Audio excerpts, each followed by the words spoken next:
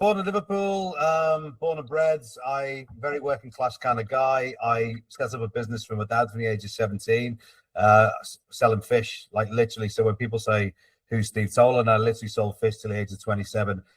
Never turned on a computer till I was never turned on a computer till I was 27.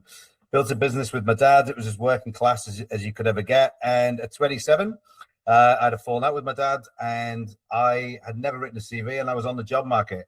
And I didn't have a bleeding clue what I was doing. And I remember going into a recruitment office, and they were just like, have you ever written a CV? Whatever. Nope. And long story short, ended up in recruitment about 4 weeks later. So I've been there, and I've got many experiences of being on the job hunt myself.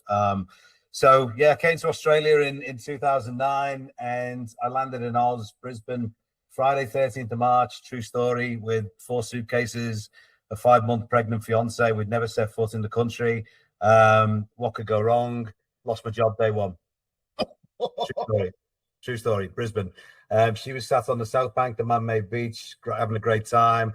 I came home and said, she's like, how's your first day? And I was like, you probably better sit down. And what was plan B? Well, plan B was go to Sydney. So we packed up the 4 suitcases, made our way to Sydney on the Friday. Bear in mind, we just landed on the plane. And I went on the job search, and I got a job. And I can honestly tell you now, I've done many podcasts on this and things. Resilience, tenacity, failure wasn't an option. That's what kind of got me through. And I still look back at that. It gets me quite emotional, because I'd bet the house on this that we were going to make it work. And 17 years, 3 kids later, I'm still here. I'm still fighting. So, again, everything you're going through, you've been through. I've been there with kind of spades on. So, the one thing that I can say to you is like, don't give up. So we got you here today as the recruiter whisperer. Just like that, the recruiter whisperer. You know all the secrets.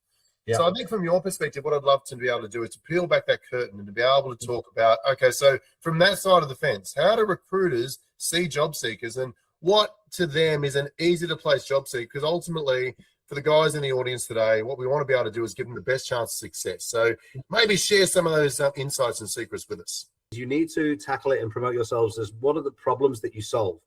And this is exactly what I say to recruiters as well, right? When I say, what's your elevator pitch? The 3 things that you need to talk about is the 3 W's: the who, the what, and the why. This is who I am.